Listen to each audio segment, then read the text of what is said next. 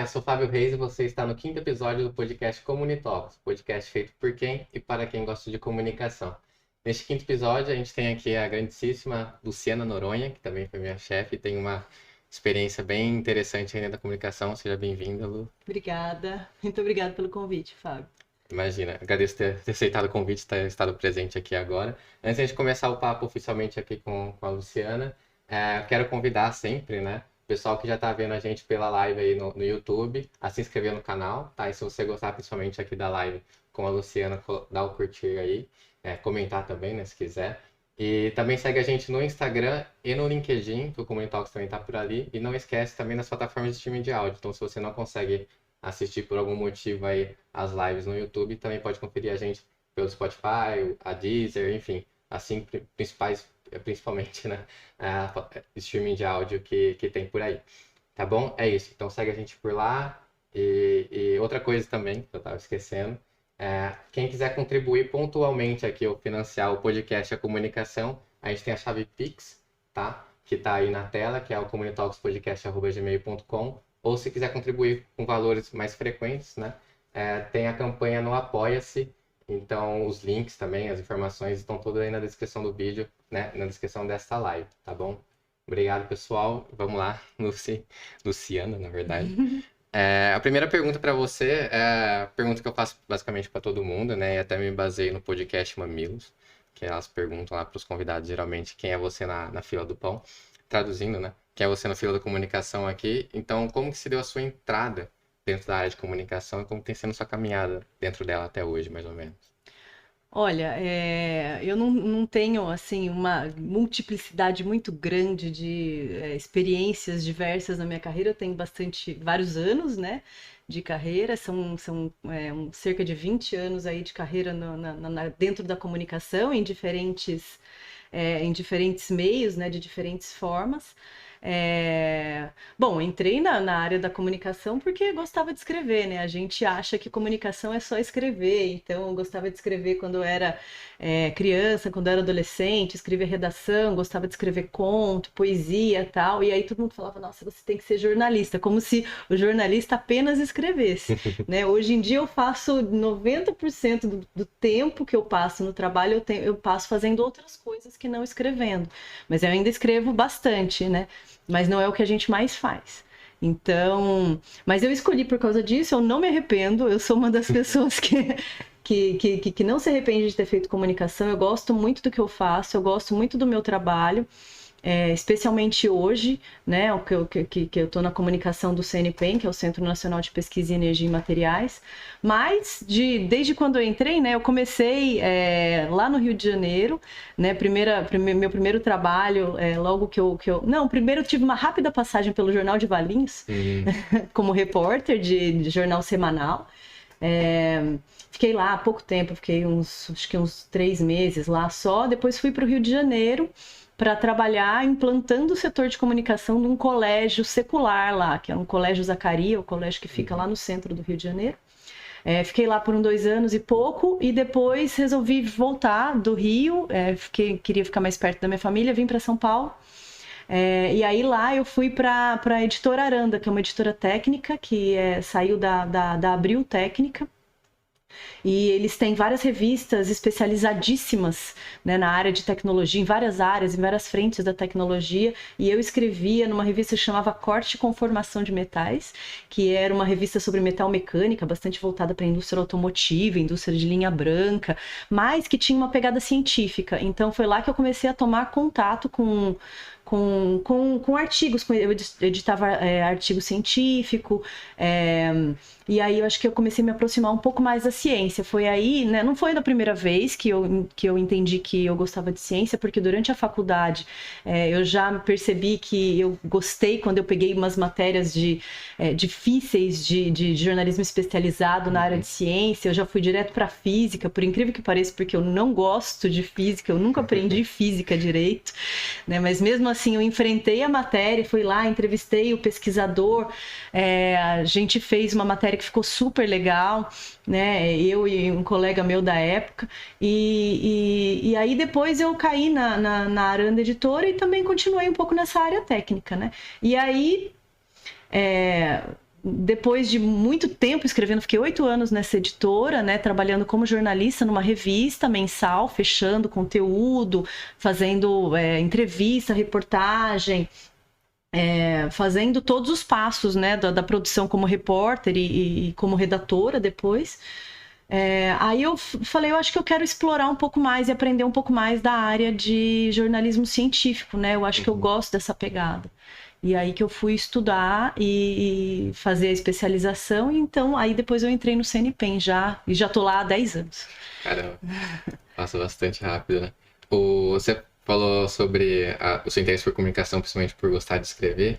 Quando que você teve, assim, o momento que você, putz, não é só escrever? Foi da faculdade, ensino médio, foi um pouco mais pra frente? Olha, na faculdade a gente já tem um primeiro choque de realidade, né? Porque na faculdade a gente começa a perceber que a gente tem que fazer jornalismo de televisão e radiojornalismo e outras formas de comunicação, né? Usando outras ferramentas e outras plataformas. Que não é escrita, né? Que não é escrita, né? Fotografia, fotojornalismo, né? Sim. Então a gente começa a abrir um pouco. E isso só, na verdade, nunca me incomodou, porque eu sempre gostei de escrever. Mas quando eu fui conhecendo, por exemplo, fotojornalismo, eu super curti. E quando eu conheci radiojornalismo, eu também gostei. Eu achava que TV não era muito para mim, mas eu gostava de vários meios. Eu entendo que eu me dou melhor com a imprensa escrita do que com a falada, porque eu tenho uma certa timidez, né? Que acho que dificulta, às vezes, a gente se jogar, fazer coisas, né? Essa timidez, às vezes, inicialmente tolhe a gente, né? E a gente acha que a gente não consegue falar e fica nervoso, e aí isso atrapalha que a gente fale de verdade, né? E aí eu fui entendendo que tinha muito mais matizes, né? Então, o primeiro choque de realidade foi durante a faculdade. Mas depois que eu me formei e que eu comecei a trabalhar de fato com comunicação, daí que o leque se abriu ainda mais. Especialmente aqui, quando eu comecei a trabalhar no CNPEM, porque aqui no CNPEM a gente trabalha em muitas frentes de comunicação, né? Você já trabalhou comigo, você sabe que lá a gente está sempre equilibrando muitos pratos ao mesmo tempo. Então a gente faz comunicação interna, então tem que soltar todos os comunicados internos, pensar em estratégias para falar com a população, né, de funcionários. Ao mesmo tempo, a gente tem que fazer também redes sociais e pensar nas diversas redes sociais, porque cada uma demanda uma linguagem, que muitas vezes você demanda uma adaptação. A gente também faz vídeo, faz roteiro de vídeo, que era uma coisa que eu nunca tinha feito, nem na faculdade de Direito eu tinha aprendido a fazer. Então a gente pega também roteiro para fazer. Aí a gente tem que, enfim, acompanhar a imprensa, propor pauta. Depois a gente também acaba fazendo alimentando todos os websites, criando materiais de várias naturezas, né? A gente faz livro, a gente faz revista, a gente faz um anuário, a gente faz a newsletter digital. Então, são tantas coisas diferentes, e mesmo o que está por trás de todos esses produtos, né? Porque por trás do produto pronto, né, tem muito trabalho de procurar saber, né? Então, assim, o que está acontecendo dentro de um lugar grande como o CNPEM, né? Eu trabalho um pouco mais focada no Sirius, mas o Sirius é enorme, tem muita gente trabalhando lá dentro. Para você saber também o que está acontecendo lá, o que é noticiável, né, nem tudo chega até você de mão beijada, você tem que arrancar um pouco as coisas. Então você tem que estar sempre conversando com as pessoas, procurando saber o que está acontecendo, acompanhando os projetos evoluírem. Então, muito do que a gente faz também começa no café. Né, tomando um café com o pessoal da engenharia, tomando um café com o pessoal de determinada linha de luz para saber o que está acontecendo, em que pé que eles estão. Então isso é um trabalho também que a gente às vezes não contabiliza, mas que é super importante dentro dessa dinâmica, né, de fazer. Eu acho que eu fugi da sua pergunta, mas... Não, tá certo. É muito abrangente, né? É muito abrangente. Mesmo quando você acha que algo envolve só escrita, só a parte de aparecer numa tela, tem tudo um negócio por trás. Até na TV que você falou que tem dificuldade e tal, de falar e tal. Tem a parte da escrita de você poder roteirizar o programa, né? Montar o programa, editar, não Então, ficar só na frente da câmera, né? para você não precisar contar só com o seu poder de improviso, né? Para você Sim. ter, assim, saber o que você... Eu acho que a gente demora para entender, mas sempre quando a gente está falando de algo que a gente conhece, a gente não precisa ter tanto medo, assim, Uhum. né? O que você tem que ter medo é de falar sobre algo que você não conhece. E aí, na verdade, talvez você não deva falar, Uhum. né? Mas quando a gente está falando de algo que a gente conhece, a gente não devia ficar tão inseguro, né? Uhum. E a gente... Principalmente quando tem muita gente que não tem medo de falar o que não conhece. E principalmente a gente vendo tanta gente falando groselha aí, tudo que não tá conhece, né? daquilo. Com tanta convicção, que é uma coisa que, inclusive, nós mulheres, eu acho que a gente tem que entender muito, né? Porque a gente é muito insegura e tem às vezes, essa síndrome do impostor, né? Que a gente fica com medo de falar até sobre o que a gente conhece. Gente, tem tanto cara falando bobagem, sem conhecer do que tá falando, tentando explicar pra gente o que a gente faz. Então, acho que a gente tem que ser mais cara de pau. Legal. Eu vou pegar a parte da experiência sua acadêmica para tentar fazer conexão aqui com a sua parte de carreira no mercado, assim, né, de atuação. Você fez 2 pós-graduações, certo? Sim. Eu quero que você conte um pouco como que essas 2 pós-graduações, especializações que você fez, uma dentro do jornalismo literário, né? Foi. E outra do jornalismo científico, como que elas contribuíram para a sua carreira? Olha, eu acho que a minha primeira pós-graduação, a de jornalismo literário, ela foi era uma área que eu sempre fui muito apaixonada, e eu comecei a trabalhar, a investigar um pouco dessa área quando eu fiz o meu TCC, né? Porque o meu TCC foi uma grande reportagem com uma pegada um pouco mais pessoal, tal, que eu fui para Bolívia, conversei com os cocaleiros, né? Me meti no meio da floresta amazônica para conhecer os líderes cocaleiros, plantadores de coca, entrevistei o Evo Morales, antes do Evo Morales virar presidente da Bolívia, ele era um líder cocaleiro comum, né? Um dos líderes lá, mas era o principal deles e já existia uma perspectiva. E aí eu me apaixonei pelo jornalismo literário. E aí logo que eu me formei, né, entreguei esse trabalho e tal, eu falei, puta, é isso que eu quero fazer. E descobri que existia uma pós-graduação em jornalismo literário e me inscrevi, me joguei. E inclusive eu vim embora do Rio de Janeiro, do meu trabalho do Rio de Janeiro, para estudar jornalismo literário sem ter emprego ainda, depois que eu consegui meu emprego. Então foi um salto no escuro também. Eu não gosto muito de dar saltos no escuro, mas dessa vez eu dei. E aí eu me apaixonei pela área, eu gostei muito do curso que eu fiz, eu acho que me abriu muitas portas, eu acho que ele abre portas de percepção. O jornalismo literário, ele é muito sensível, né?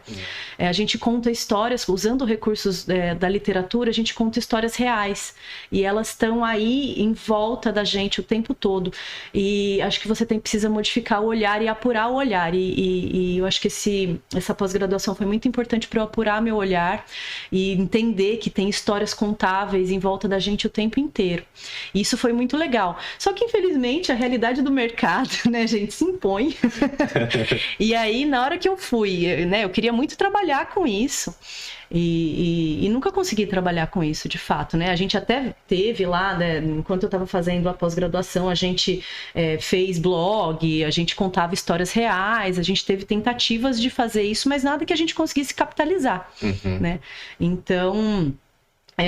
terminei a pós em jornalismo literário e não consegui seguir nessa área, né? Mas aí fui me interessando e fui vendo, né, com o meu trabalho também, essa aproximação que eu tinha na época com os artigos científicos, fui me interessando cada vez mais pelo jornalismo científico. Teve um amigo meu que estava fazendo a pós em jornalismo científico, em comunicação científica no LabJOR, que falou super bem para mim e que me estimulou, né? E aí eu sonhava com um dia conseguir linkar as duas coisas, o jornalismo científico e o literário. Eu sempre olhava a Piauí, eu falava, putz, será que um dia a gente vai conseguir fazer alguma coisa linkando, né? Será que um dia eu vou conseguir trabalhar? Porque dá para fazer jornalismo científico com uma pegada literária, dá para fazer, né? Mas também, mais uma vez, não é todo lugar, né? Você tem um veículo no país inteiro que faz esse tipo de jornalismo, ou meia dúzia no máximo, se você for explorar muito, e aí a realidade do mercado, ela se impõe, né? E aí quando eu resolvi fazer, né, por influência desse amigo meu, Samuel, que falou super bem do curso de especialização do LabJOR, da Unicamp, né? que é no Laboratório de Estudos Avançados em Jornalismo da Unicamp. Ele falou muito bem para mim, ele fez uma das primeiras turmas, o curso estava se formando, e aí alguns anos depois que ele terminou, eu resolvi entrar na especialização. E foi muito legal, porque não sei se você conhece bastante, mas eles, nesse curso de especialização, pelo menos no passado era assim, eles dividiam a sala em metade de jornalista e metade de cientista, pesquisador. E aí você joga esses dois perfis antagônicos no ringue e deixa eles discutirem, né? E saía muita coisa boa dessas discussões, porque eu entendo que do ponto de vista do jornalismo científico, né, às vezes o pesquisador que está no dia a dia ali muito envolvido com o seu tema de pesquisa, que normalmente é uma coisa muito específica, né? Ele não está familiarizado com a dinâmica da comunicação, ele não está familiarizado com a dinâmica das hard news, que às vezes o jornalista ele tem 3 pautas para cumprir num dia só. E geralmente a duração da pesquisa e tal envolve um tempo bem grande. Justamente. Né? Então, o tempo da ciência é um, o tempo do jornalista é outro, o tempo da notícia é muito mais rápido.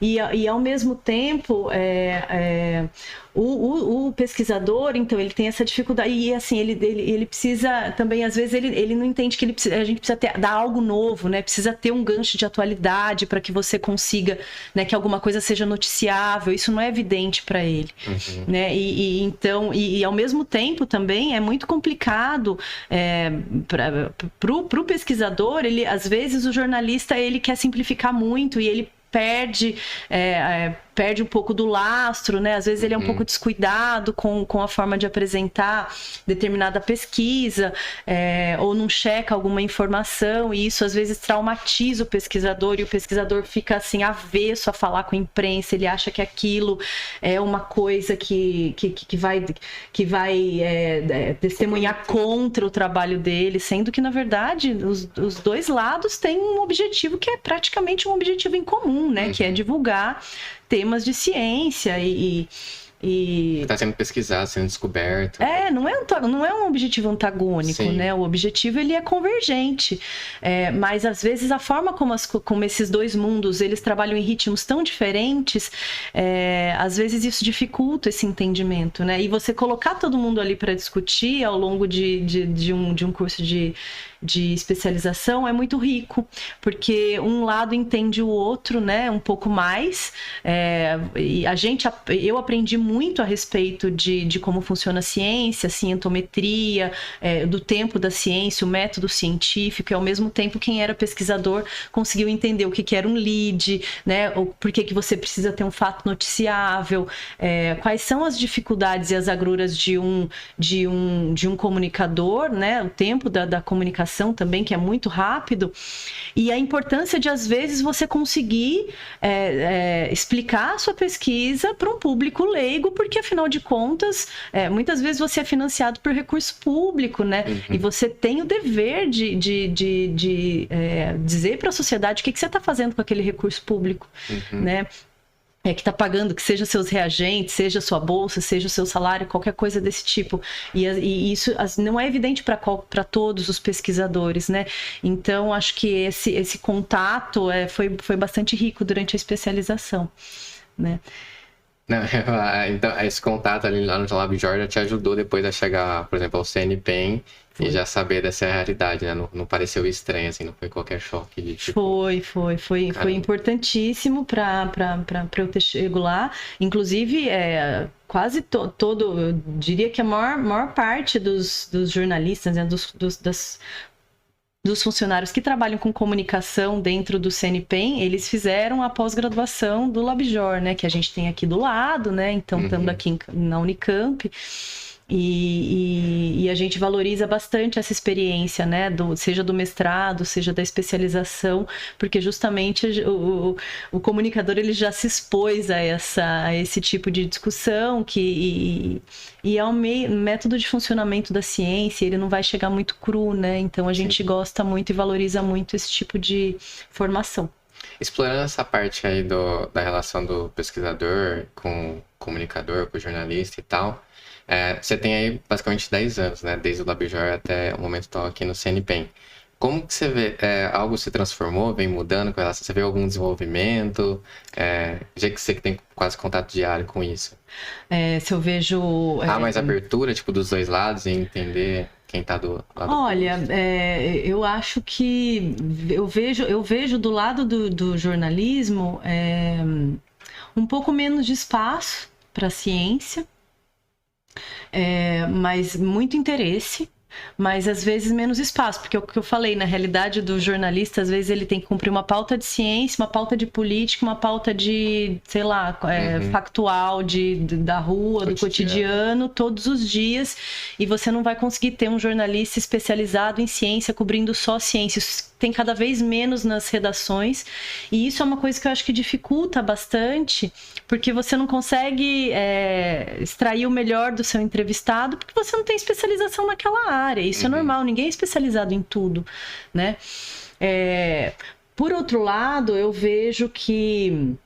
Eu posso falar do CNPEM, né? Eu tô lá há 10 anos. Eu vejo que a gente tem avanço, sim, nesse entendimento de que a gente precisa prestar contas para a população do que a gente faz e que a gente tem que, né, divulgar. Todo mundo está interessado em divulgar lá, né? Tem gente que gosta mais de falar com a imprensa, gente que gosta menos, mas as pessoas sabem da importância, porque isso, num projeto grande como o Sirius, é essencial para a gente conseguir financiamento, para a gente conseguir apoio popular, né? Porque, afinal de contas, sem também que a população, que o público grande entenda a importância de você ter um projeto grande como esse, que consome recursos e tudo mais, que a importância disso para a sociedade, você não consegue nem ter o apoio político e nem ter o apoio financeiro, então é importante a gente estar o tempo todo prestando contas para a sociedade. A gente teve várias iniciativas que ajudaram a gente ao longo dos anos a consolidar essa visão, que foram bem importantes. E eu acho que tem um entendimento, sim. Eu acho que, inclusive, tem os pesquisadores, muitos deles foram perdendo o medo, né? Conforme a gente também foi... eles foram se familiarizando mais, falando cada vez mais com a imprensa, porque desde que eu entrei, quando eu entrei, o Projeto Sirius, ele estava começando, né? E aí, ao longo disso, ele foi atraindo muito interesse da imprensa ao longo de todo o desenvolvimento dele. E aí, os pesquisadores foram se acostumando a falar com a imprensa, foram acostumando com o tempo também. Então, assim, você precisa explicar a importância da sua área ou da sua linha de luz. Você precisa explicar em 30 segundos. Você não, entendeu? Assim, se você não falar em 30 segundos, alguém vai cortar pela metade, porque a pessoa tem que, né? Tem outra notícia vindo e outra coisa. E eu acho que esse treinamento, né? Essa reflexão a respeito do tempo da comunicação também foi melhorando ao longo dos anos. Isso eu percebi. Porque você tem esse desafio, né, já durante todo esse tempo, de ser o ela entre as duas partes, né? De, mostrar para o pesquisador, o jornalista tem essa realidade, mostrar para o jornalista, o pesquisador tem essa realidade. Então, e tentar fazer, convergir, né? Enfim, mostrar que estão ali por um bem comum, né? Por um objetivo comum. Sim, isso, por isso que eu não tenho medo eu falo, né? A gente, uma parte da nossa profissão, né, das nossas tarefas, talvez seja substituível por uma inteligência artificial, mas uma outra parte não é substituível por uma agência, porque que inteligência artificial que vai conseguir fazer essa conciliação, né? Talvez conversar, explicar, fazer falar, escuta, a gente vai receber um jornalista aqui, ele tem... Você tem 10 minutos para conversar com ele, talvez seja importante você destacar isso, destacar aquilo, preparar, né, preparar o porta-voz para conversar com a imprensa. Às vezes a gente tem que ajudá-lo também, né, a mostrar o que é importante em pouco tempo. Ele não é a linguagem dele, ele não está acostumado, então a gente tem que ser um facilitador nesse sentido, né, de conseguir, assim, que extrair o melhor, ajudá-lo a extrair o melhor dele naquele tempo. Né? E ao mesmo tempo, por outro lado, a gente precisa, né, às vezes ajudar o jornalista, né, munir ele de informações, né? Então fazer essa ponte sempre assim, eu capto a informação aqui nessa ponta com o pesquisador, às vezes eu preciso dar uma ajustada para ela ficar mais fácil de entender, para eu passar para o jornalista, para ele, às vezes se vier informação direto de uma ponta para outra, talvez o jornalista não se interesse por aquilo. aquilo. Porque ele não vai conseguir entender imediatamente a aplicação daquilo, o impacto que aquilo tem na vida cotidiana, né? O que aquilo pode ter um impacto no futuro, no desenvolvimento de um fertilizante, por exemplo. Isso não é evidente, né? Então, às vezes, você tem que trazer, falar, escuta, isso aqui tem uma determinada importância, isso que ele está fazendo, ele vai estar usando uma linguagem um pouco mais difícil, mas pergunta para ele esse tipo de coisa que ele vai te dar a informação que você quer. Então aí você vai fazendo as duas pontas, né? Isso não tem inteligência artificial que vai fazer necessariamente para você. Esse exercício da empatia, de praticar, entender os dois lados. E igual você falou, né? E isso eu acho que é desde o começo, né? Desde o primeiro contato entre o pesquisador e o jornalista, até a publicação e divulgação, né? Porque o jornalista, quando estiver revisando ali também, provavelmente surgem dúvidas e... sim. O jornalista já está aberto e conseguir fazer essas perguntas para você, mostrar por que isso está ali, por que o pesquisador falou disso, né? Sim. E por que seria importante colocar numa sonora, ou enfim, abrir aspas, se for uma parte do jornal impressa, online. Sim, é interessante isso, né? Às vezes alguém vem falar pra gente assim, saiu uma matéria ontem sobre os Sírios, não sei o quê, no jornal, tal, você viu?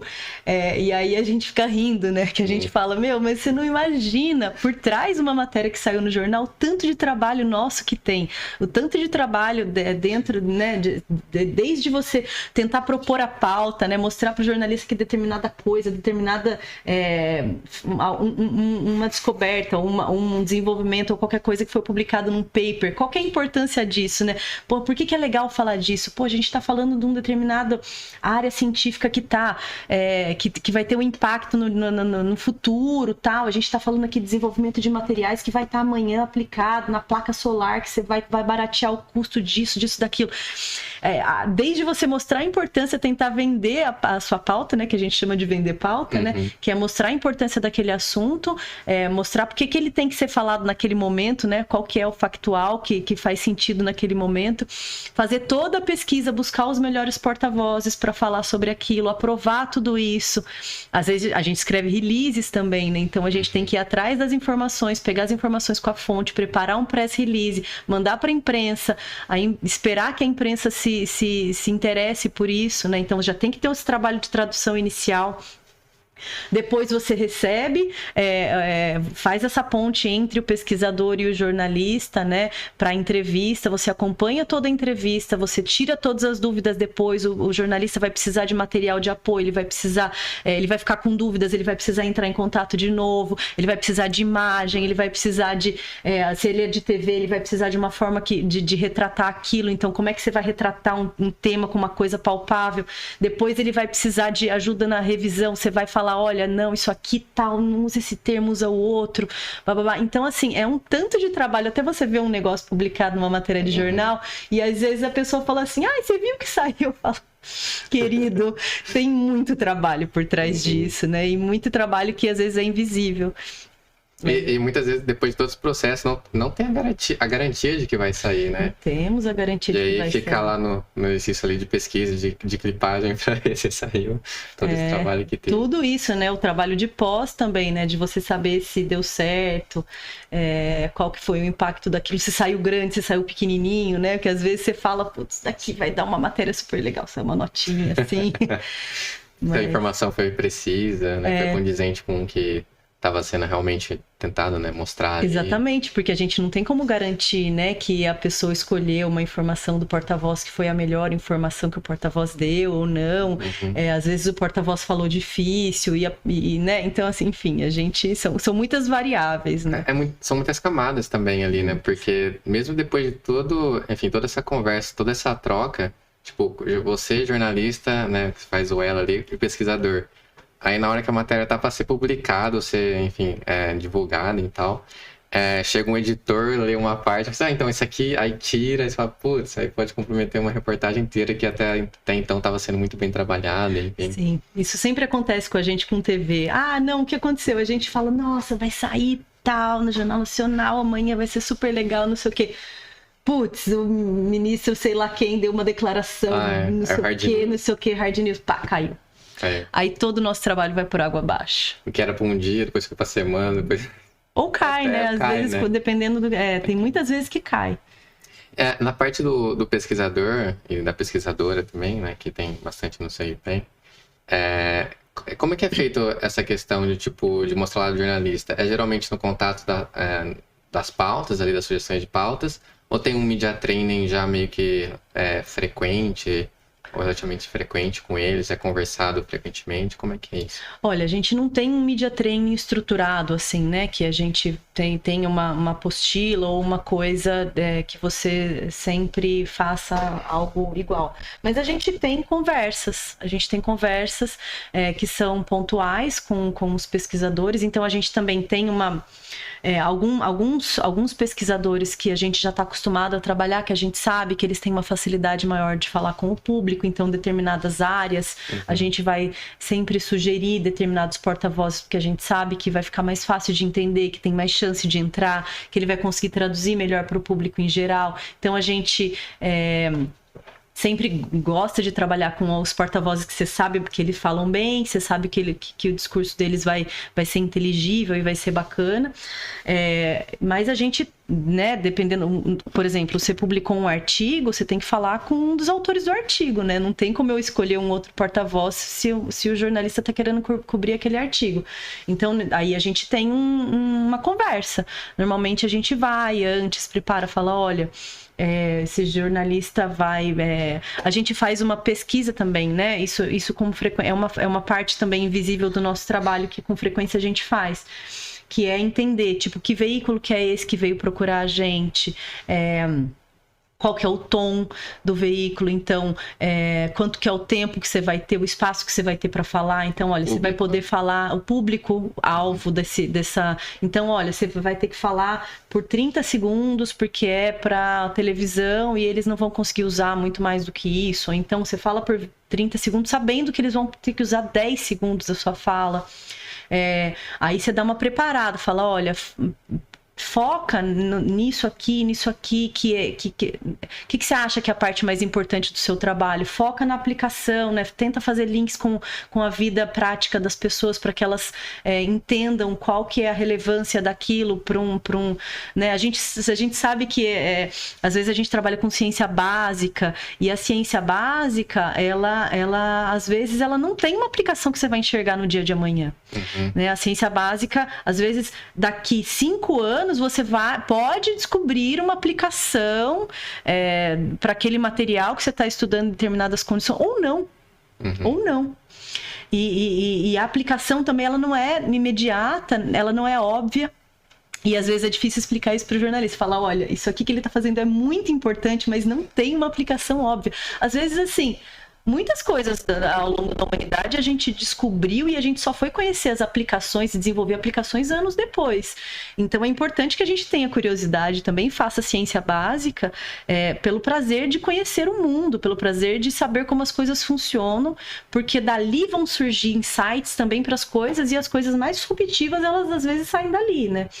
Então é legal também, às vezes a gente ir falando, olha, mas assim...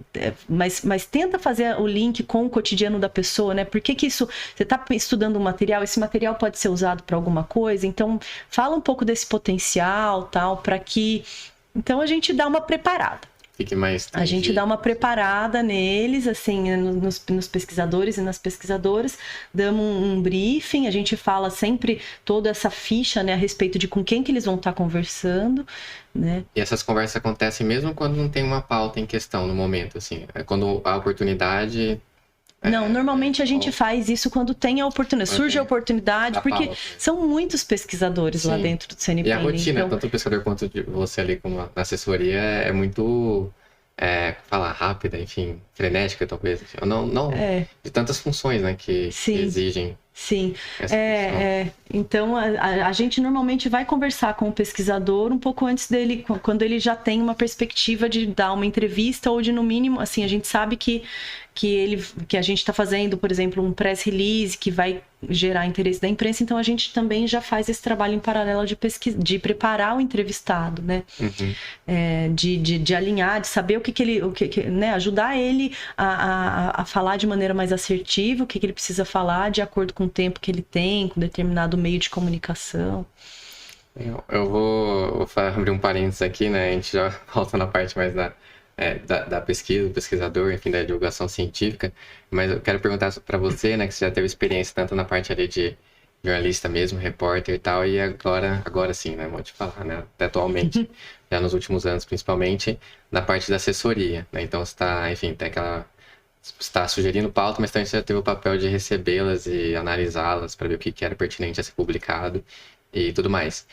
Como que você enxerga essa relação também do que você pôde acompanhar dentro da sua carreira e se vem se transformando, ou também é um desafio grande até hoje? Como é que é?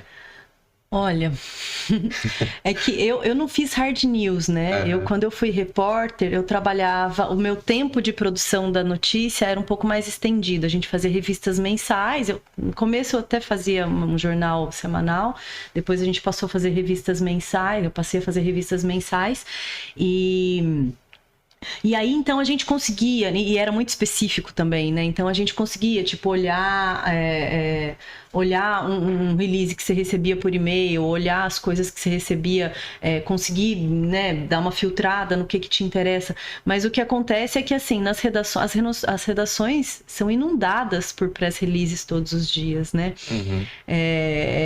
Eu vejo, assim, uma quantidade absurda, e eu imagino que seja a realidade de uma redação de hard news, uma coisa para você conseguir achar agulhas no meio de palheiros gigantes, né? Porque o que é noticiável dentro de uma quantidade de informação e de produção e de todo mundo tentando de vender pauta o tempo inteiro, e você fala, putz, onde que tá a notícia aqui, E né? essas equipes de redações estão cada vez mais enxutas, que é Cada mais vez complicado. menores e cada vez mais release chegando. É uma quantidade enorme de gente tentando te vender pauta e os jornalistas são cada vez menos, né? Uhum.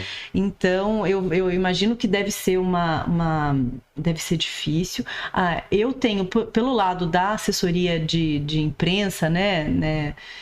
Eu acho que a gente é favorecido porque a gente tem um projeto muito grande, Longo que prazo, é uma realmente. vitrine muito grande, é uma vitrine muito especial, né, da ciência no Brasil, então isso facilita o nosso trabalho, né? Eu acho que a gente tem uma certa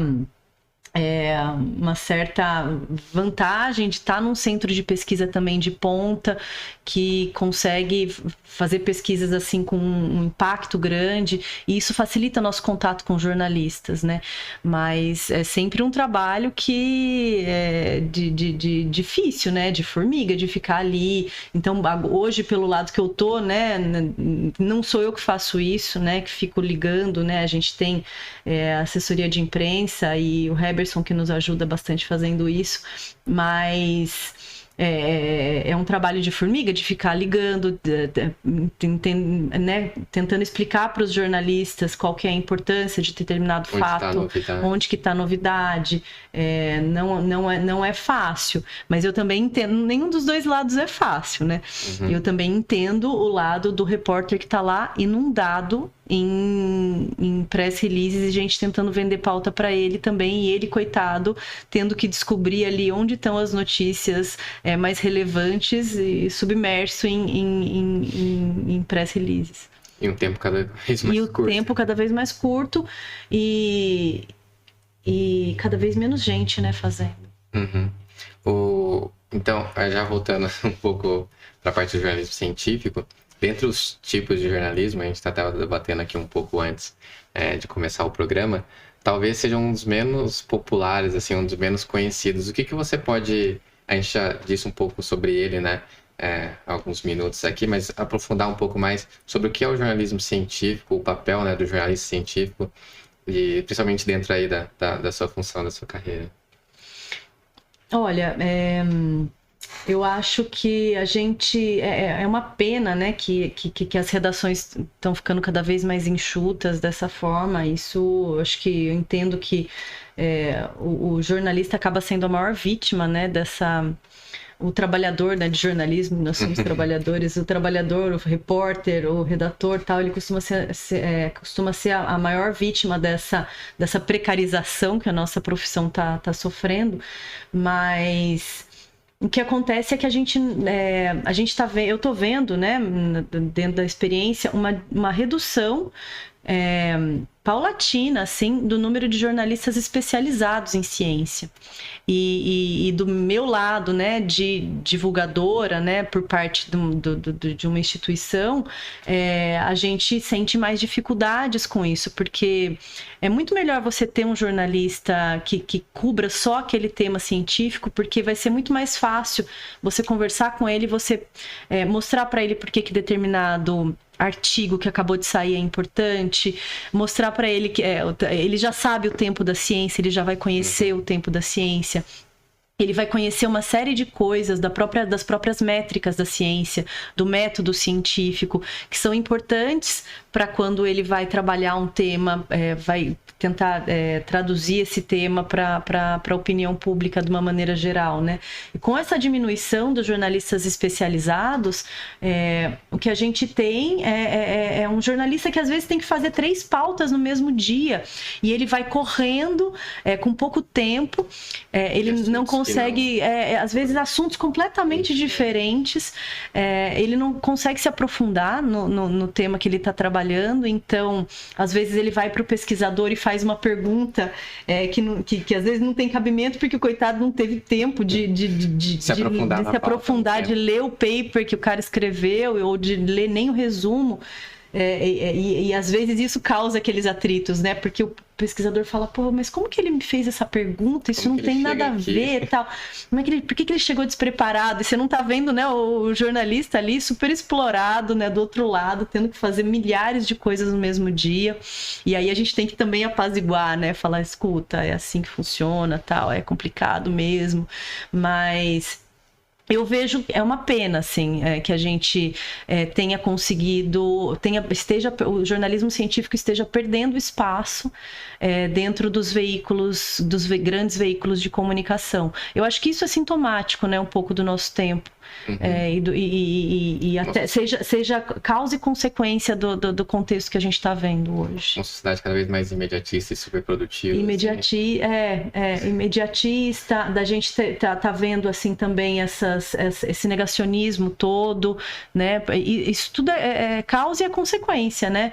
Porque ao mesmo tempo a gente não, aparentemente a gente está dando menos espaço para a ciência, as pessoas vão tendo menos contato com o próprio os assuntos científicos, os temas científicos, e aí com o método, com o tempo da ciência, com todos todo o contexto que envolve o fazer científico. Com isso, ela está muito mais exposta a discursos que são... qual que é o termo para isso? Ela vai cair nesse discurso de... em fake news, banalização, às vezes a pessoa acha que tudo, como que é, qual o termo? Esqueci esse termo. Quando a pessoa acha que tudo é um complô, né? Não, isso aqui é a indústria farmacêutica que quer que você entenda. Não, amigo, nem sempre é isso. Né? Teorias conspiracionistas. Era essa palavra que eu estava tentando lembrar. Então, você dá margem para esse tipo de pensamento. E esse tipo de pensamento vai gerando uma negação da ciência, então é uma roda que se retroalimenta de maneira bem cruel. Porque também pode ser chamada da era da pós-verdade. Que tem várias causas, né? A gente tem as redes sociais aí como um braço super complicado disso. A verdade não são os fatos, é o que eu acredito que seja verdade. Exatamente. E aí, bom, você já está fazendo totalmente esse link, que era a minha próxima pergunta, da questão da divulgação científica, né?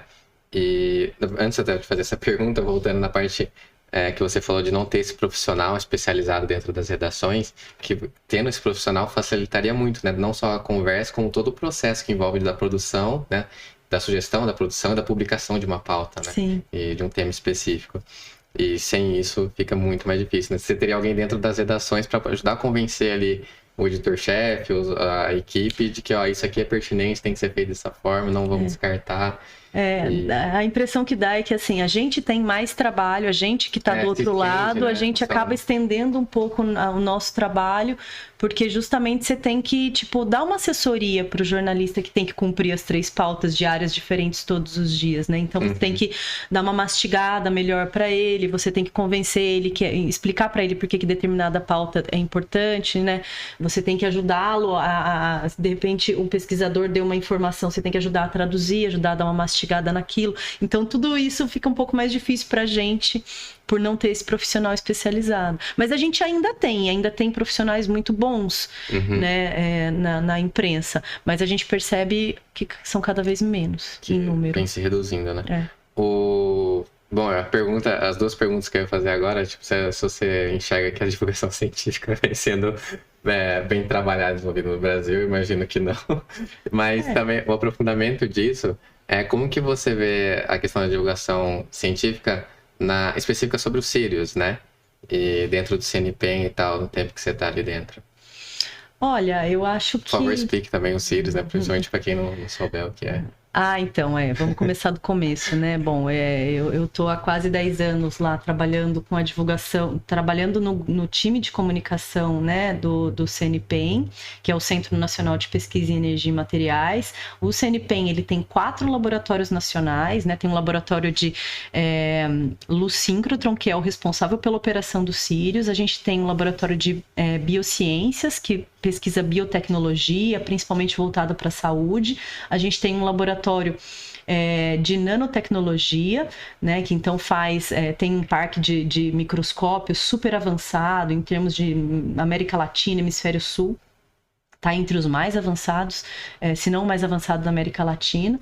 E a gente tem o laboratório de biorrenováveis, que também trabalha com biocombustíveis e biomateriais feitos a partir de biomassa e materiais biorrenováveis. Então, e tudo isso está integrado num campus que fica aqui perto de onde a gente está, aqui em Campinas, no distrito de Barão Geraldo. Fica próximo à Unicamp, mas não pertence à Unicamp, gente, não pertence à Unicamp, que é uma coisa que a gente tem que ficar repetindo. Todo mundo acha que porque a gente está do lado da Unicamp, pertence à Unicamp. Não pertence à Unicamp.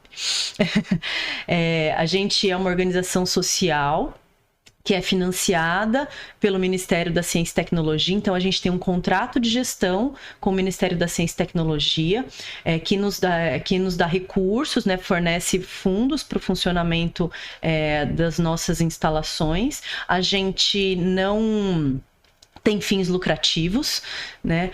E todo mundo que trabalha lá é CLT, então não somos funcionários públicos pela natureza da organização social e nem autônomos. E ao mesmo tempo a gente tem uma série de métricas que a gente tem que cumprir e relatórios que a gente tem o tempo inteiro que entregar para o Ministério para mostrar as nossas ações e o que a gente está fazendo e o nosso desempenho. Enfim, e o CNPq, né, a gente fala que é a nossa grande máquina, né, a joia da coroa do CNPq é o Sirius, né, que a gente fala que é o acelerador de elétrons, né? O acelerador de elétrons, na verdade, é só a parte que tem ali no meio, mas em linhas gerais a gente diz é um acelerador de elétrons. Ele é um grande instrumento científico, é o principal projeto científico, é o maior e o mais complexo projeto científico já desenvolvido no Brasil. Na América Latina também? Ele é o maior e o mais do Brasil. Ele é o único acelerador síncrotron desse tipo da América Latina toda. E ele está entre os 3 melhores do mundo, do tipo dele, né? Na ordem de chegada nessa geração, o Sirius é o segundo ou é o terceiro? O Sirius, ele é o terceiro. Por quê? Porque a gente esperava ser o segundo, né? A gente tem um funcionando na Suécia desde 2016, se não me engano. Era para a gente chegar logo, um pouco depois, né? Só que aí o que aconteceu foi que o SRF, que é o síncrotron europeu, eles resolveram fazer um upgrade e eles só trocaram o acelerador. Eles não precisaram construir toda a infraestrutura que tem em volta. Eles trocaram as peças do acelerador e eles conseguiram fazer um upgrade muito mais rápido. E aí, eles passaram na nossa frente por pouquíssimo tempo. Mas assim, tudo bem. Nós somos ainda das 3 máquinas mais competitivas do mundo desse tipo, para fazer experimentos científicos em várias áreas, né? Então, diferente de um colisor de partículas, por exemplo, o pessoal que gosta dessa área às vezes pergunta: mas vocês são igual ao CERN, vocês são igual ao LHC? Não, então o colisor que tem lá na Suíça, né, que pega até mais de um país, tal, ele tem 27 quilômetros, ele faz colisão de partículas para estudar as partículas subatômicas que surgem a partir dessas colisões, né? Então eles estão tentando provar ali experimentalmente algumas coisas que os pesquisadores cientistas já sabem em teoria, tentando entender algumas teorias dessa forma. A gente não. O Sirius, ele já é um equipamento que a gente não colide partículas. Então, ao mesmo tempo que lá no CERN eles trabalham com hadrons, né, com prótons, a gente trabalha com elétrons. Então, tudo pode ser menor, apesar da gente ter o tamanho de um estádio de futebol, né? Não sei se vocês já viram o Sirius, mas ele tem... a gente fala que é o Maracanã da ciência. E a gente acelera elétrons, porque com a aceleração desses elétrons, a gente quer gerar um tipo de luz, uma radiação, né, que chama luz síncrotron, mas é uma radiação de amplo espectro. A gente tem quase todo o espectro eletromagnético dentro dessa radiação, né, e a gente consegue escolher o tipo de radiação que a gente vai usar em cada experimento, em cada linha de luz.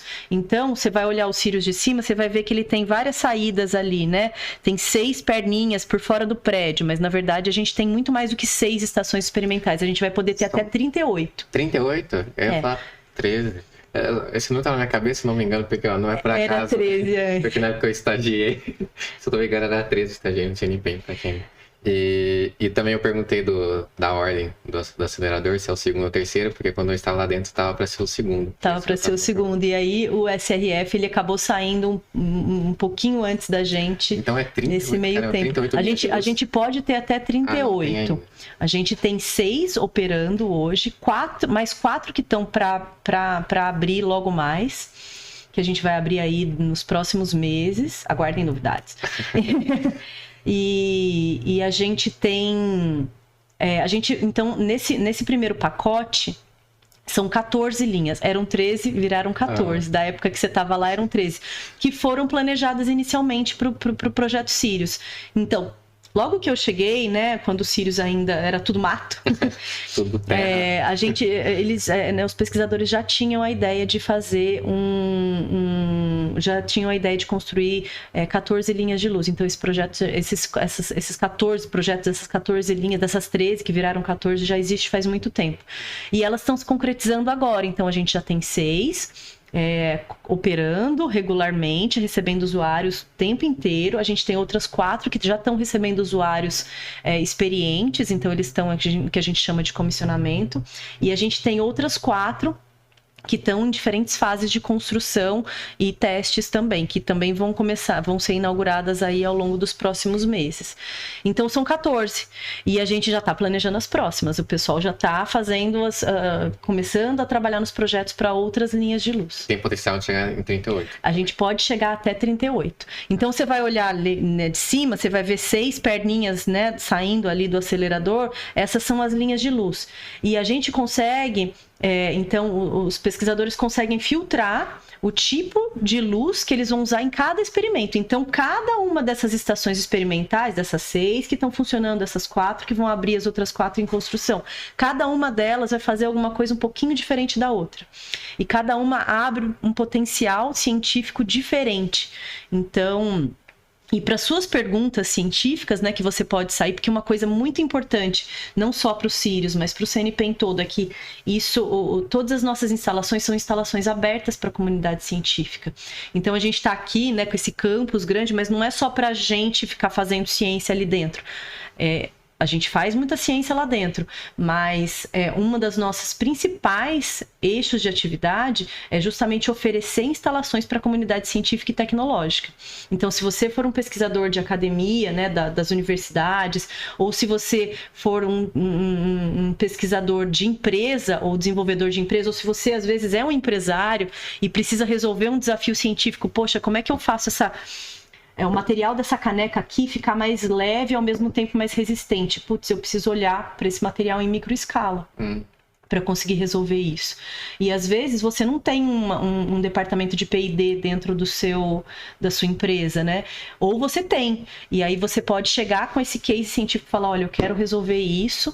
E aí a gente também pode, né, te atender, e aí com uma troca financeira, né? Porque o uso para a comunidade acadêmica é gratuito.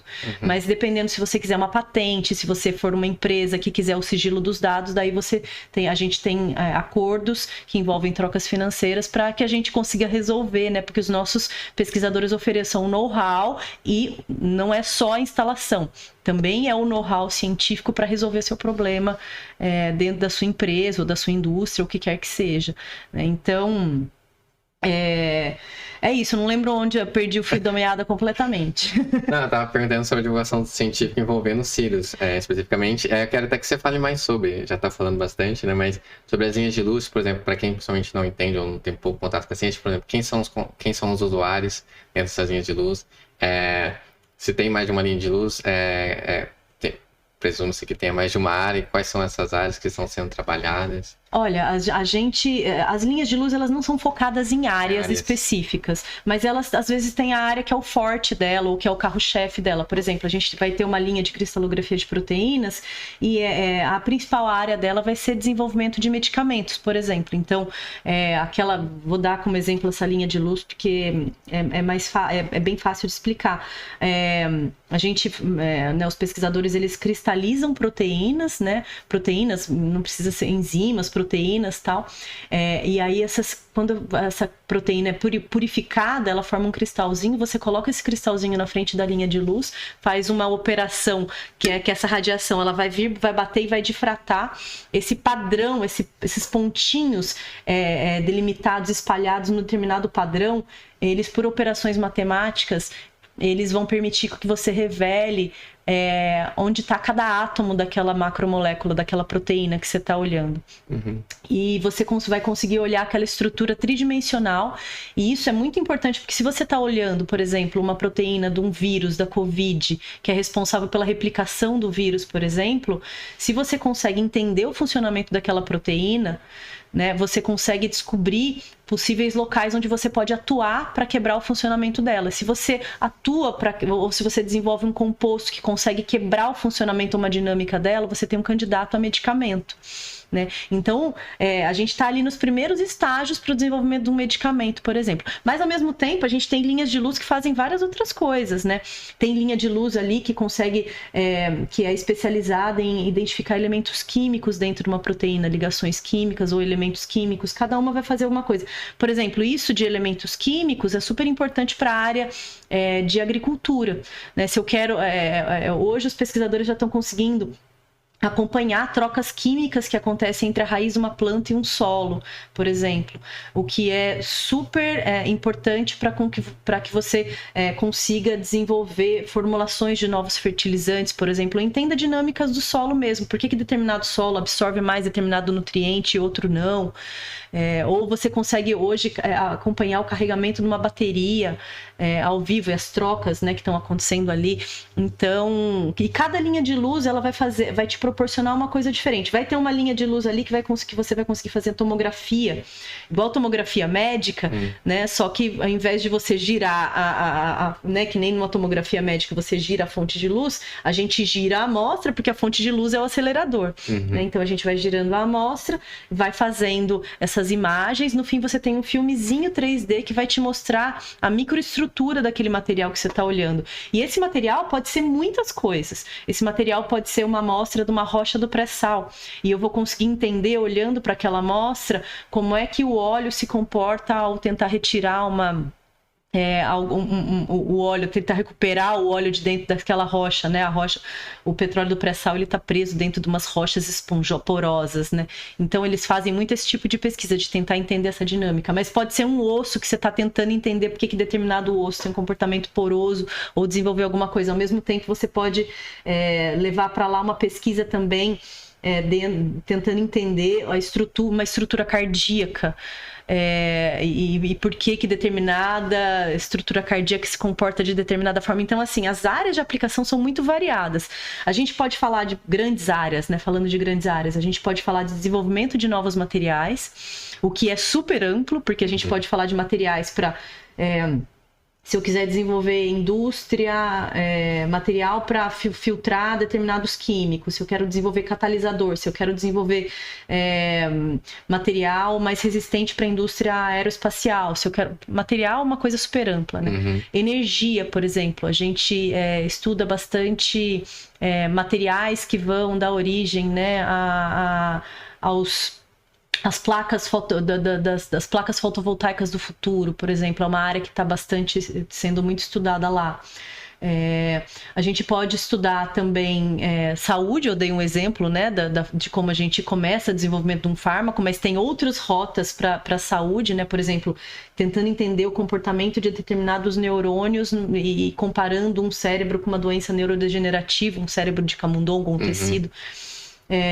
Com um cérebro sadio. Então, saúde e agroambiental. A gente tem cada vez mais pesquisas também nessa área de agricultura. Eu falei para você da troca entre a raiz da planta e o solo, e ambiental também. Então, para a gente conseguir identificar poluentes, contaminação, tentar desenvolver técnicas de descontaminação, porque afinal de contas já estamos vivendo num mundo degradado, né? A gente tem que se dar conta disso. Então, a gente tem que estudar técnicas de descontaminação, né, além de tentar evitar com que novos poluentes sejam disparados ou entender o tamanho do... A gente tem que entender onde a gente está também, né? E tentar desenvolver formas de remediação, né, do que a gente já aprontou com o planeta. Então, e aí as linhas de luz elas vão cobrir muitas possibilidades dentro dessas grandes macro-áreas. E como é que você ali dentro do CNPEM, não só você, tá? Eu tô pegando você aqui para poder citar, faz para que todas essas informações cheguem ao público, né? Não só no contato ali das pautas, quando, né, há esse contato com o jornalista, bem como outros exemplos. O Ciência Aberta também é um exemplo.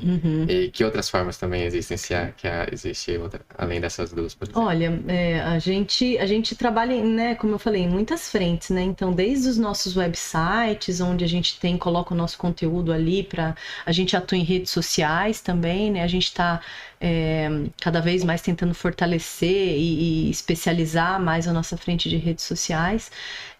A gente faz bastante o trabalho com imprensa.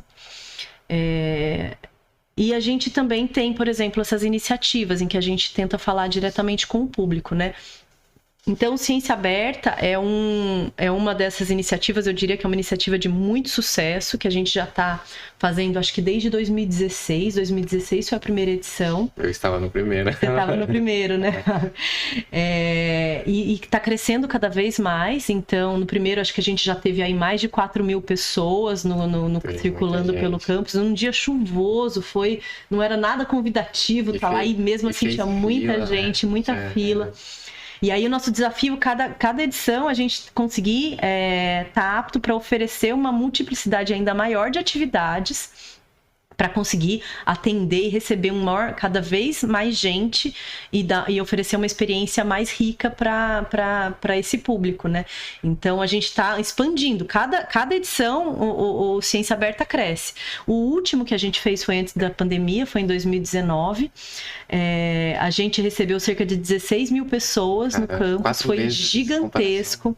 Foi enorme. E assim, mesmo assim, a gente conseguiu oferecer, né, com filas em algumas atrações, como para entrar no Sirius, por exemplo, tinha uma fila grande, mas a gente conseguiu atender esse público de maneira bastante satisfatória. Tanto é que a gente aplica pesquisas de público no Ciência Aberta e as pessoas amam o Ciência Aberta. E é legal porque o Ciência Aberta ele é muito cansativo de fazer, dá muito trabalho. É a comunicação que centraliza, né, articula essa organização, mas todo mundo se envolve. Na última edição a gente teve cerca de 500 pesquisadores e funcionários em geral, né, não só pesquisadores e engenheiros, técnicos, as pessoas das mais variadas frentes trabalhando como voluntários num sábado, para mostrar o que o CNPEM faz, o que eles fazem. Com quantas pessoas o CNPEM está agora? A gente tem, eu não vou saber dizer para você, mas assim, eu sei que a gente circulam pelo CNPq mais de 1.000 pessoas por dia. Porque na minha época, se não me engano, na época eram 600, aí eu falei, se for 500, foi quase todo mundo. Mas hoje a gente tem, o CNPq está crescendo bastante, né? E aí hoje a gente sabe que mais de 1.000 pessoas circulam por dia. Acho que de funcionário CLT a gente tem por volta de 800, mas eu não vou saber te dar o número, te precisar o número exato. E uma coisa legal que eu acho que é um efeito colateral que o Ciência Aberta trouxe é que os nossos funcionários, eles começaram a se preocupar cada vez mais e a pensar a divulgação científica, porque eles também têm esse desafio, né, que é proposto para eles de mostrar o que eles fazem. Então eles vão pensando ao longo do ano e às vezes eles trazem ideias, tal, a gente fica discutindo como é que eles vão mostrar aquilo em que eles trabalham de uma maneira que seja inteligível para determinados públicos, né? E aí a gente vai, a cada edição a gente está melhor. Legal. Então, e isso é uma forma assim, poxa, isso é uma forma que eu acho que ajuda muito a gente a entender e todos os funcionários a entender o papel que a gente tem, né, de prestar contas para a sociedade. O Ciência Aberta evidenciou isso, trouxe isso muito para a consciência das pessoas. Porra, que legal que é ter um monte de gente entrando. A gente abre os portões, na última edição a gente abriu os portões, vinha uma multidão de pessoas entrando, tipo, todo mundo interessado em ciência. Poxa, que legal. É um negócio assim que eu tenho vontade de chorar. Todas as edições eu fico emocionada. E eu sei que é uma energia que os pesquisadores também têm, os engenheiros, os funcionários, todos eles têm essa energia. Putz, quando que vai acontecer o próximo Ciência Aberta? Putz, eu tenho uma ideia tal de fazer isso, fazer aquilo. Então é uma forma que também, como efeito colateral que a gente nem imaginava que ia ter, a gente começou a engajar todo mundo em torno da divulgação científica. Isso é maravilhoso. E aproveitando, quando que é o próximo? A gente tá pensando em fazer em junho. Deste ano. Desse ano. Deste ano, legal. Porque, por exemplo, eu fico vendo, principalmente perto da minha bolha, ou até em outros, o CNPq, o Sirius e tal, aqui em Campinas, que muita gente não se dava conta, ou ainda não cidade que tem um negócio dessa magnitude envolvendo ciência na nossa cidade. E isso foi uma coisa que a gente ainda, né, a gente fala, poxa, como que a gente, né, tá há 10 anos aí com esse projeto e tal, bababá. Todo mundo que é da ciência, quem é da ciência, principalmente da hard science, né, das áreas ali correlatas, já conhece os Sirius, né? E a gente também, quando a gente viaja para fazer, por exemplo, divulgação científica em Brasília, né, na Semana Nacional de Ciência e Tecnologia, a gente percebe que quando a gente vai falando, cada vez mais as pessoas já conhecem os Sirius. Mas mesmo assim, tem gente aqui do lado que não conhece. Sim. E aí a gente teve o ano passado uma iniciativa que eu acho que foi super legal também, de sucesso, para a gente tentar trazer, né, inclusive para o público de Campinas, porque eu acho que a gente está aqui em Barão Geraldo e às vezes o público que está no centro da cidade, na periferia de Campinas, não sei o quê, nem sabe que a gente existe, porque isso está muito distante da realidade. Se você deparar na televisão, faça isso aqui deve ser em São Paulo, no Rio de Janeiro, em qualquer outro lugar. E não sabe que é aqui. Mas o ano passado a gente fez uma iniciativa itinerante que rodou o Brasil inteiro, e isso foi super legal, chama Cápsula da Ciência. Como se fosse um tour quase assim? A gente fez, o que a gente fez? A gente botou um domo geodésico, né? Arrumamos um domo geodésico, fizemos aí um vídeo tentando explicar a importância de você mergulhar dentro da escala micro e nanométrica. Então, que é o que a gente faz, né, no CNPq em larga escala para muitas áreas diferentes, mas é o que a gente tem, eu acho que é um grande ponto que a gente tem em comum, que a gente olha para essa escala dos átomos e das moléculas dos materiais. E isso pode ser aplicado para muitas áreas, e isso tem a ver com os novos desenvolvimentos que a gente vai ter no futuro, né? Se a gente não olhar para as moléculas olhar para microescala e nanoescala dessa caneca, dificilmente a gente vai conseguir desenvolver materiais melhores. É assim que a gente desenvolve materiais melhores de maneira inteligente. Mas é assim que a gente desenvolve medicamentos também, é assim que a gente também desenvolve novas técnicas de recuperação de petróleo do pré-sal, é assim que a gente desenvolve novos materiais para novas matrizes energéticas, é assim que a gente desenvolve fertilizantes, é assim que a gente desenvolve um monte de coisa. E a gente queria trazer essa evidência, né, evidenciar que todos esses avanços em várias áreas do conhecimento passam por você olhar nessa microescala, que é o que a gente faz. Então a gente tentou oferecer um mergulho para as pessoas nessa microescala. E aí a gente achou como uma boa alternativa fazer um vídeo 360 graus, imersivo, colocar dentro de um domo geodésico que tinha 95 metros de diâmetro, cabia cerca de 40 pessoas por vez. E aí esse domo rodou o Brasil inteiro, a gente andou mais de 9.000 quilômetros. A gente começou em Santa Catarina, né? Eu fiz a viagem toda também, fui eu e a Joana, guerreiras, a gente viajou o Brasil inteiro, de outubro a dezembro do ano passado. Começamos em Santa Catarina, em Gaspar. Depois a gente parou em Campinas, e isso foi muito legal, porque enquanto a gente estava aqui no centro de Campinas, a gente viu que a gente tinha alcançado no Largo do Rosário, que a gente se instalou no Largo do Rosário, a gente alcançou um público que muita gente não conhecia o CNPEM, porque tava, né, a gente fica aqui em Barão Geraldo, e lá a gente estava no miolo de Campinas. Então a gente conseguiu lá um público novo, que a gente normalmente não atinge. Depois a gente foi para o Espírito Santo, para Guarapari. Em seguida a gente foi para Lagarto, em Sergipe, interior do Sergipe. Depois a gente foi para Quixeramobim, no Ceará, interior do Ceará. Daí a gente foi para Brasília durante a Semana Nacional de Ciência e Tecnologia de Brasília, e no fim a gente acabou em Manaus. E em Manaus caiu uma árvore em cima do nosso domo. Nossa. E a gente não conseguiu fazer o último ponto, a gente não conseguiu fazer porque caiu uma árvore amazônica enorme, gigante, bem em cima do nosso domo. A sorte que não tinha nada, não tinha ninguém, mas a gente teve esse incidente e aí a gente não conseguiu fazer Manaus. A gente ainda quer voltar para Manaus para fazer a cápsula da ciência em Manaus.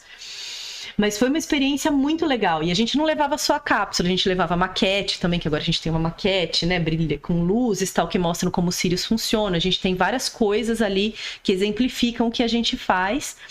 E a gente estava indo para escolas ou para lugares públicos, mas a gente tinha como ponto focal sempre um professor de escola, que a gente tem a ESPEN, que é uma Escola Sirius para professores de ensino médio, que é um curso que a gente recebe para formação de professores. E aí a gente escolheu alguns professores de todo o Brasil, a gente escolheu professores para receberem a cápsula da ciência em suas cidades. E essas pessoas se tornaram embaixadoras da cápsula da ciência. E aí a gente escolheu as cidades de acordo com esses professores, que esses professores se destacaram, né? E aí a gente foi para as cidades deles e ofereceu para eles a oportunidade de receber essa experiência imersiva. E foi muito legal. Era voltado principalmente para ensino médio, mas não apenas para ensino médio. A gente tinha sempre um dia da família, para ir família. E, nossa, a gente recebia assim, centenas, às vezes mais de 1.000 pessoas por dia. Em cada lugar a gente parava mais de um dia, né? Então a gente atingiu cerca de 14.000 pessoas, né, ao longo desse tempo que a gente ficou viajando, e foi uma experiência assim que eu vou levar para minha vida inteira, assim, foi muito legal, porque tinha gente que nunca tinha ido no cinema, a gente atendeu gente e ofereceu para eles a experiência assim, né, de estar dentro de um cinema 360 graus, mergulhando na intimidade da matéria, para às vezes gente que nunca tinha ido num cinema. Primeiro contato com isso. Então, foi super impactante para eles. Pelo menos essa foi a experiência que eles relataram pra gente. A gente tinha um formulário de avaliação, eles avaliaram super bem e tal, falaram muito, muito bem da experiência, e eu acho que foi um exemplo de divulgação científica bem sucedido, que rodou de sul a norte do país. E como foi lidar com diferentes públicos? Assim, na comunicação, de certa forma, até um certo ponto, a gente está acostumado a lidar com diferentes públicos, mas de rodar o país, assim, né? De sair o sul, enfim, no gogó, Nordeste, Norte. Como é que foi isso? Olha, essa dificuldade eu acho que até enriquece, né? É legal, sim. Assim, as pessoas são culturalmente diferentes, isso é muito enriquecedor. O que eu acho mais difícil é quando você tem em volta de você falando uma criança de 5 anos, um pesquisador que tá lá porque gosta de nanotecnologia, um aposentado de tipo 75 sabe? E aí você tem que explicar a mesma coisa para todos.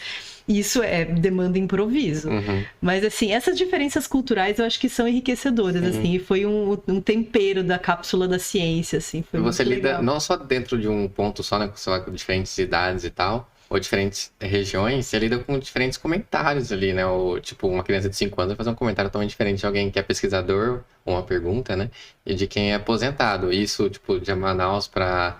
Enfim, para o Ceará, de Ceará para Santa Catarina.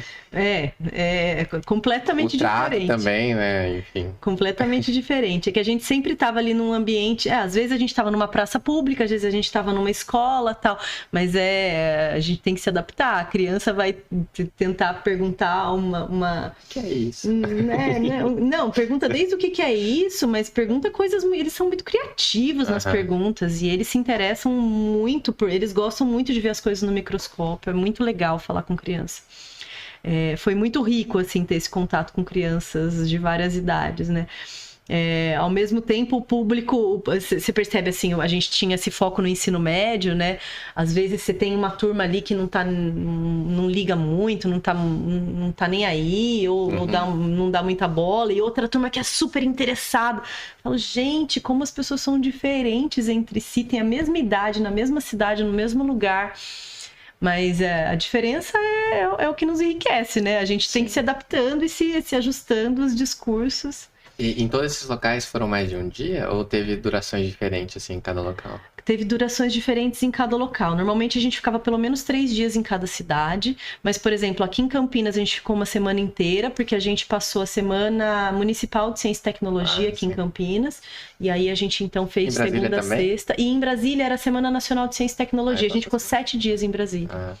E em Manaus a gente não conseguiu operar, né? Infelizmente, porque caiu a árvore. Mas há planejamento de volta. Mas a gente quer voltar para lá. Legal. Eu tava imaginando que você fala aqui, em Campinas a gente comeu assim, o pessoal tá acostumado aqui já.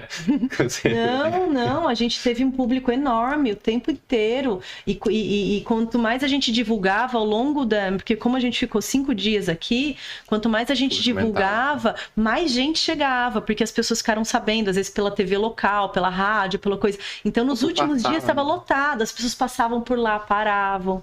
E a experiência também foi, acho que, agregadora e totalmente diferente para você, porque, por exemplo, tá acostumado com ciência aberta em que o povo chega, assim, né? Nesse caso, não, você teve que ir até todos esses locais, se deslocar e tal, e buscar, né, esses públicos, de certa forma. As pessoas vinham até a gente, mas a gente teve que buscá-los, né, para chegar até eles e foi muito diferente. Em Campinas, a gente teve um público totalmente não esperado, que foram os aposentados, que os aposentados, eles às vezes estão circulando por ali, né, no meio do dia, circulando pelo centro da cidade. Então, o que a gente atendia de aposentado, e a gente teve que se adaptar, porque a gente tinha ali os puffs para você assistir o cinema, mas às vezes vinham os velhinhos com dificuldade de locomoção, aí a gente tinha que botar cadeiras especiais, guiar eles, ajudar a entrar e ajudar a sair, mas a gente foi muito flexível e essa adaptação foi também algo que enriqueceu muito a experiência de uma maneira geral. Legal. Eu não sabia nesse caso ainda. Eu já ter trabalhado, eu não sabia. Foi em outubro, entre outubro e dezembro do ano passado. Porque foi bem recente, entre outubro e dezembro. A gente teve uma ação também que foi muito legal recentemente, que a gente desenvolveu um tour virtual. Então, para quem também quiser conhecer, tá online. A gente tem um tour virtual super avançado, super rico e cheio de detalhes. Desde o início da pandemia ou foi um pouco antes? A gente demorou para desenvolver ele, porque desde o momento que começou a pandemia até a gente conseguir desenvolver todo o conteúdo, a gente demorou um tempo. Mas quem quiser saber, o endereço é pages, né, pages.cnpen.br/CNPEN 360. Que é o nome do projeto, o Tour Virtual. E aí a gente oferece um Tour Virtual 360 graus por praticamente todas as instalações do CNPEM, com os pesquisadores e as pessoas explicando o que elas estão fazendo dentro do seu lugar de trabalho. E aí uma série de pontos de interação, com vídeos, com imagens, textos, tal, para você saber o que você está vendo ali, por que aquilo faz sentido e tal. Ficou super legal. É muito rico e a gente está traduzindo agora para o inglês também. Ah, legal. E tem português? Tem português. Vai para inglês, vai para espanhol também? Primeiro para o inglês, depois a gente vê. Porque também, do que eu lembro, ele deve continuar tendo muito pesquisador daqui da América Latina que fala espanhol. Não só por isso, né, mas na questão da linguagem ali. Eu quero saber de você, na parte da pandemia, que envolveu ciência, né? Quão desafiador isso foi, porque eu lembro, me corrija se eu estiver errado, que o Ciência Aberta estava planejado para acontecer em 2020 também. Houve um início de divulgação e aí veio a quarentena e tal. Como que foi isso? E o LNBio também fez pesquisa, né? O LNBio não fechou as portas um dia sequer. O LNBio continuou, na verdade, intensificou as pesquisas lá ao longo de todo o período da pandemia. Mesmo desde antes de ser considerado pandemia, eles já tinham revertido uma parcela dos pesquisadores para pesquisar o coronavírus, né, o Covid, SARS-CoV-2. E depois que estourou a pandemia, ainda se intensificou ainda mais, porque a gente tinha pesquisas lá em reposicionamento de fármacos, né? Então, os pesquisadores estavam tentando entender dentro de medicamentos já testados, porque quando você vai desenvolver medicamentos, tem uma fase que é muito demorada, que é o teste em humanos, né? Teste de segurança, teste em humanos, que é a fase 3 do desenvolvimento dos medicamentos. Esse teste, essa fase 3, ela é a que mais demora. Mas uma vez que você aplicou o teste de segurança, os testes fez uma série de protocolos para um medicamento ir para a prateleira da farmácia, se você tentar usar esse fármaco para testar esse fármaco para ver se ele tem uma ação contra um vírus, você pode encurtar muito o tempo de desenvolvimento de um medicamento. Né? Então, isso chama reposicionamento de fármacos, né? Explicado de uma maneira grosseira por uma jornalista. Mas isso foi o que eles tentaram fazer. Eles tentaram usar uma série de compostos, testaram acho que foram centenas de compostos que já estavam na prateleira da farmácia para ver se algum deles tinha ação contra o SARS-CoV-2. E aí fizeram uma série de testes e tiveram alguns compostos que foram levados para fases posteriores para tentar desenvolver eventuais medicamentos.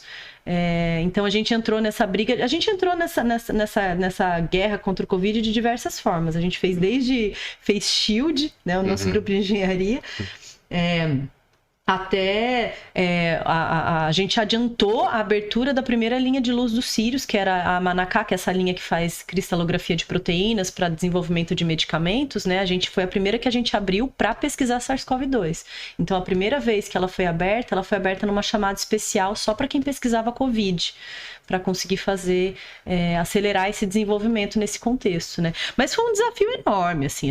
O pessoal teve que construir linha de luz no meio da pandemia. E você tem a vantagem que a gente tem um nível de automação muito alto, então a gente conseguia, às vezes, o pessoal uma grande parte da equipe ficava em casa, né? E ficava, às vezes, um técnico ou dois, pouca gente ali desenvolvendo o que precisava manualmente e tal, né? Dos Sirius para conseguir construir as linhas. Vapor ali nessa época. Tava. A gente teve que desacelerar um pouco, mas nunca parou, mesmo com pandemia. Sim. Nunca parou. Às vezes o pesquisador ficava acompanhando em vídeo o que estava acontecendo, a linha dele montando, sabe? Então foi super desafiador fazer esses desenvolvimentos ao longo da E a assessoria nesse papel também estava complicada? Foi bem complicado, porque... A demanda de imprensa também estava muito grande, porque... Então, no momento em que a gente estava fazendo esses estudos em reposicionamento de fármacos, tinha um interesse muito grande da imprensa, né?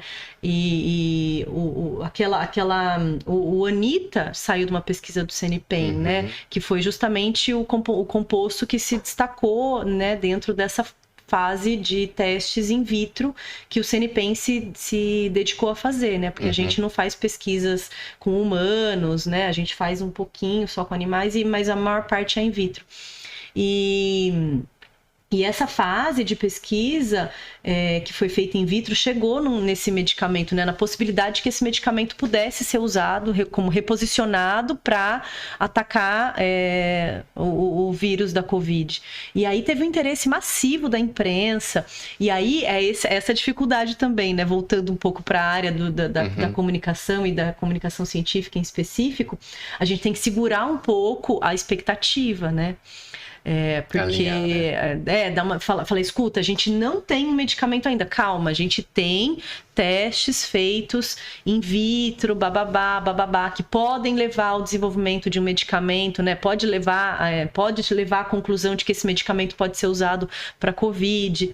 E aí, às vezes, a gente teve, assim, vazamentos, né, pelo próprio governo da época de informações que aí levou uma corrida na farmácia, o pessoal queria comprar o Anitta a todo custo.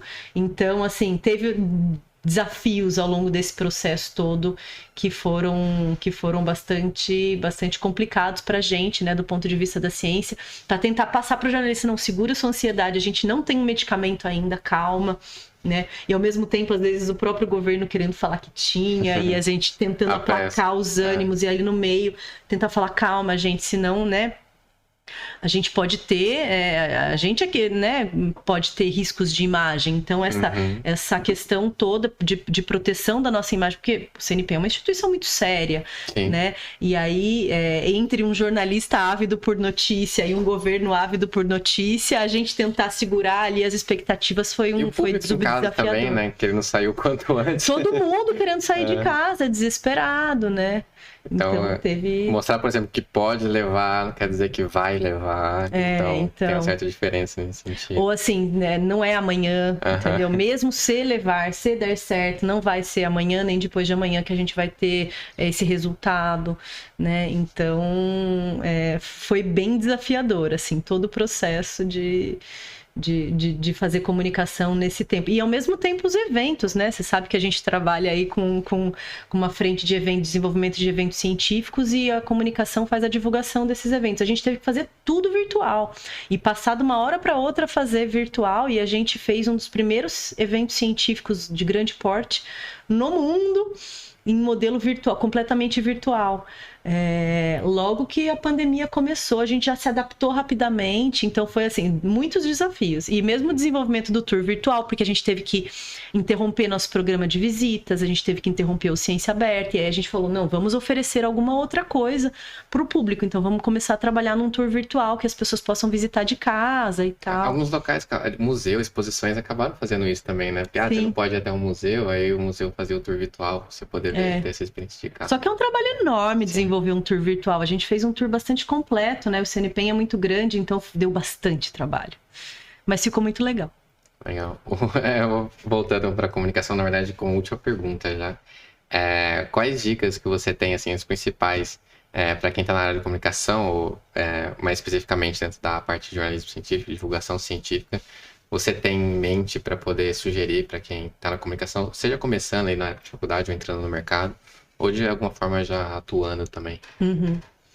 Olha, eu estava falando um pouco de como foi a minha carreira, né? Que eu era apaixonada pelo jornalismo literário, e aí eu fui fazer uma pós nessa área e nunca consegui trabalhar nisso e tal.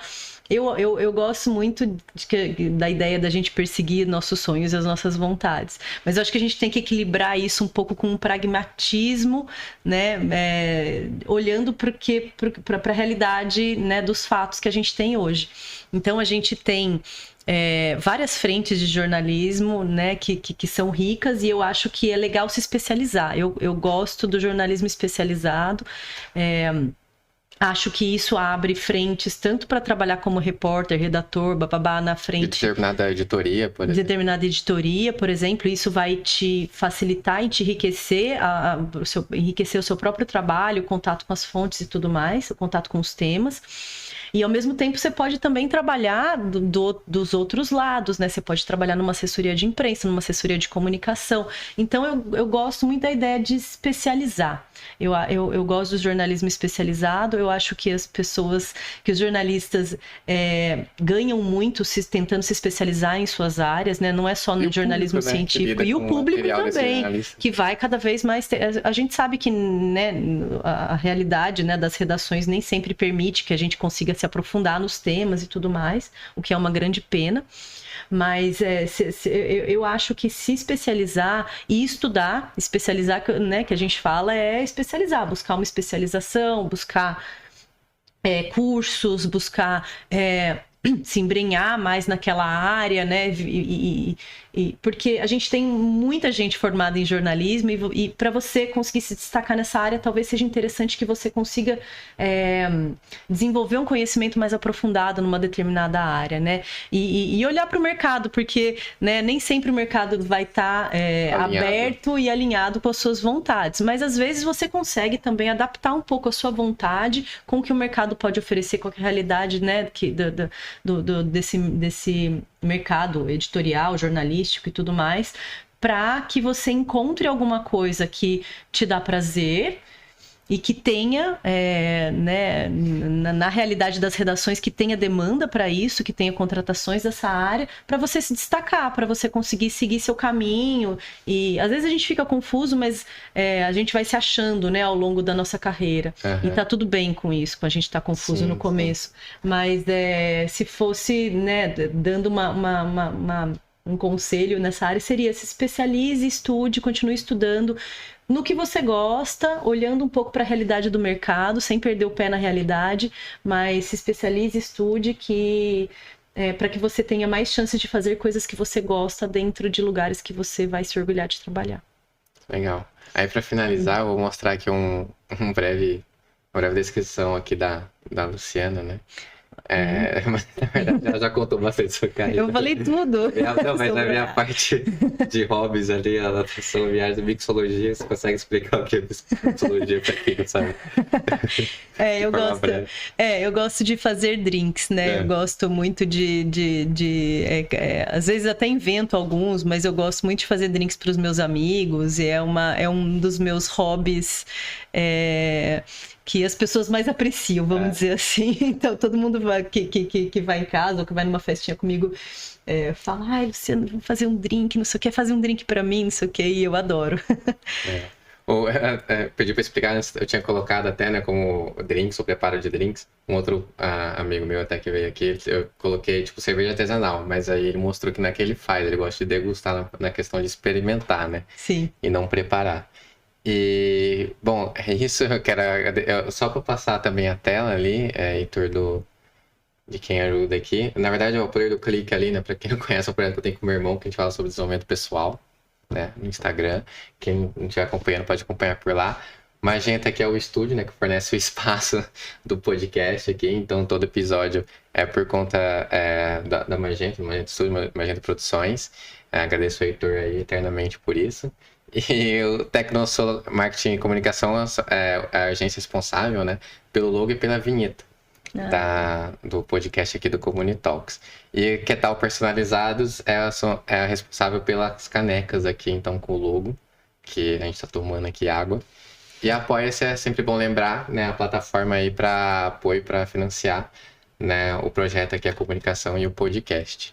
Eu quero agradecer mais uma vez, Luciana, por ter estado aqui. Fazia muito tempo, né, que a gente não se via. Pois foi ótimo conversar com você de novo. O que eu tive aqui na área de comunicação. Muito legal. Me agregou, aprendi pra caramba, mesmo em um ano e meio, pode pensar que... aprendi muito em um ano e meio, e trabalha muito também. Trabalha muito também. E, enfim, quero agradecer mais uma vez, então, ter aceitado o convite, ter estado aqui, ter colaborado com o podcast, né, com tudo que você trouxe de tema. Acho que o jornalismo científico é algo, e a divulgação, né, científica em si é algo extremamente importante para a gente como sociedade, né, e a gente como comunicador passar isso adiante, né, para se desenvolver, enfim, como indivíduo e como sociedade mesmo. E é isso. Obrigado. Imagina, eu que agradeço. Quando quiser, posso voltar. Com certeza. O convite já está feito para próximos episódios. Sim. E é isso, pessoal. Obrigado por ter estado aqui, né, na live com a gente no YouTube, ou se você está numa das plataformas de streaming de áudio. A gente se vê no próximo episódio. Obrigado.